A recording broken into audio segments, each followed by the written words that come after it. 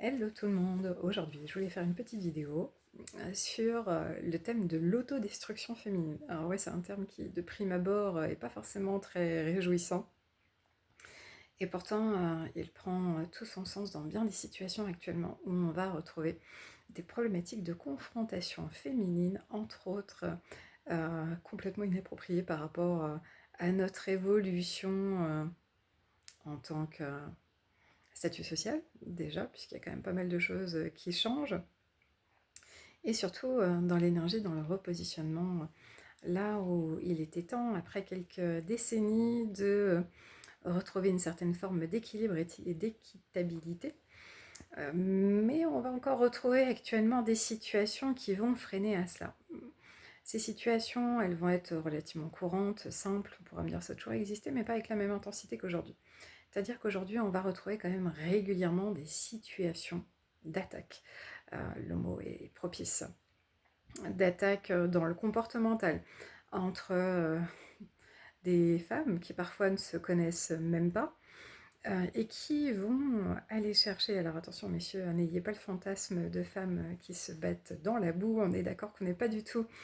dans cette thématique-là aujourd'hui, mais plutôt de contexte d'énergie féminine en puissance qui ont une totale inutilité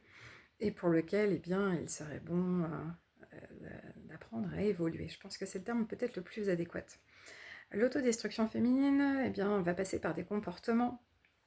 soit professionnels, soit sur le plan sentimental, soit par le plan familial, de personnes qui vont aller extérioriser leur colère sur des personnes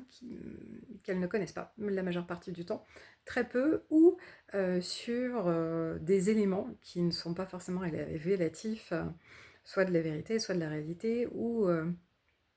eh bien, de ce qui constitue l'intégralité de la personne ciblée. Alors il n'y a pas longtemps, j'ai partagé le reportage de Marie-Lou Berry qui reprenait toutes les saloperies déversées sur la toile par rapport à ce que ces personnes pensaient d'elle, alors que bien entendu, je présume qu'elle ne connaît pas les trois quarts de ces gens mentionnés. Elle a essayé de le retranscrire avec humour, je l'ai partagé aussi en me disant que c'était plutôt judicieux, plutôt bien posé, mais je pense que là, il faut absolument que nous arrivions dans un mouvement où, dans cette histoire de femme à femme qui dévalorise l'image que l'on essaye de redorer, alors pas forcément au travers du féminisme, enfin le féminisme, ça j'avais partagé un lien par rapport aussi à ça, parce que beaucoup sont trop dans l'extrême du féminisme, mais plutôt dans le fait de ne plus cautionner des situations qui ne sont pas en adéquation et qui ne sont plus aujourd'hui tolérables. Est-ce qu'une femme au travail peut aller harceler sa collègue pour des raisons X ou Y, là où généralement la trame de fond reste la jalousie? Non. Pourquoi est-ce que juridiquement il n'y a rien de mis en place par rapport à ça? Parce qu'on considère que c'est attrait au tempérament féminin que de se crêper le chignon, on pourrait s'en amuser, en rire, là où on va trouver quand même des personnes qui vont tomber en burn-out malgré tout, voire dans des contextes de dépression assez sévères dans le temps, parce que le burn-out ça peut être ponctuel, voire créer des dévalorisations, il y a tellement de dégâts, des sentiments d'insécurité aussi. Bon, on va trouver ce contexte-là dans le contexte professionnel, on le peut trouver dans un contexte familial aussi, dans les membres de fratrie, je vais y arriver, entre des beaux-frères, des belles-sœurs, des tantes, encore une fois des choses qui sont propices à la dévalorisation personnelle et qui sont vraiment en inadéquation. Et là où, alors dans le cadre professionnel, on pourrait dire on se tait face à ces comportements pour éviter que la personne n'en rajoute, pour éviter qu'elle en... euh, voilà, que ça prenne des proportions là où à la base c'est un petit pic, plus un petit pic, plus un petit pic. La peur que ce soit partagé, je pense notamment aux pros qui vont s'écraser face à des comportements honteux, ridicules, méprisables, pour éviter que leur image soit salie par une simple et même personne, contrariée de ne pas avoir eu ce qu'elle voulait. Il y en a quand même un paquet. Dans le cadre familial, pour éviter de blesser les proches, les enfants potentiellement, ou dans des cadres extérieurs de simple fréquentation de connaissances, ou encore dans le cadre où on ne connaît même pas les personnes, comme les célébrités, qui sont attaquées par des personnes tierces sans réelle justification, tout simplement parce que ces personnes extérieures légitiment leur action dans le fait que elles n'ont plus leur jouet, elles n'ont plus leur objet de convoitise et ça peut quelque peu les déranger, ça peut les offusquer, ça peut les froisser. Bref, il y a toujours des bonnes excuses par rapport à tout ça. Aujourd'hui, la législation, on est ok qu'elle avance pas spécialement. Par contre, l'énergie des femmes qui ont souvent été douces, bienfaisantes, apaisantes, dans la vérité, dans la conciliation, dans l'aide, bon, tout ce qui fait que c'est souvent des personnalités plutôt introverties, commence à changer. Et c'est très bien parce que c'est nécessaire, c'est indispensable de rééquilibrer ce qu'est la femme dans ce qu'elle représente en tant que telle et non pas ces deux extrêmes. Pour cela, il n'y a pas énormément de possibilités à part que de se positionner face à ces femmes autodestructrices et de leur dire stop, de leur dire non, c'est terminé cette situation, pour moi elle n'a plus de sens, je ne joue plus à ça, j'ai peut-être été blessée, je reste peut-être blessée, mais je suis quelqu'un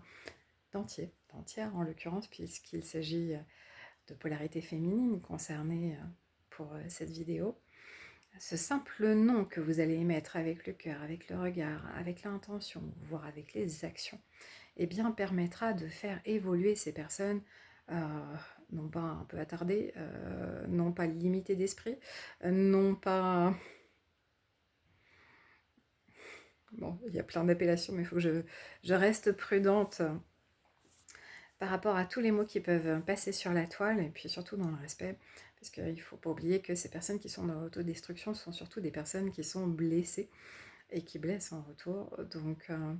pour stopper ces situations, il va être indispensable d'utiliser différentes techniques, mais surtout la première technique, ça va être l'affirmation de l'arrêt de la situation. Tout simplement parce que même si on a toujours le sentiment, l'inconfort que on devra côtoyer professionnellement, familialement, ces personnes-là, peut-être le sentiment que la situation ne peut s'arrêter avec un simple non, le fait déjà de le formaliser avec une intention, une certaine fermeté, va renvoyer à l'autre que l'autre n'est plus une enfant et que dans ce comportement enfantin d'immaturité, eh bien, il y a un cadre et des limites à tout. Et qu'à un moment ou un autre, cette destruction eh bien, va se révéler à elle-même, puisque les gens se détournent dans le temps de ceux qui détruisent. Et là où il y avait déjà des blessures, elles vont créer des failles extrêmement conséquentes. Donc pour ces personnes qui pourraient avoir tendance à l'autodestruction, qui pourraient regarder cette vidéo, et j'en connais, il est temps peut-être de prendre soin de vous, il est temps peut-être de vous guérir avant de chercher à blesser autrui, en espérant peut-être soigner vos propres blessures. Et à ces personnes qui sont blessées par des énergies extérieures sans l'avoir mérité, allez chercher peut-être au fond de vous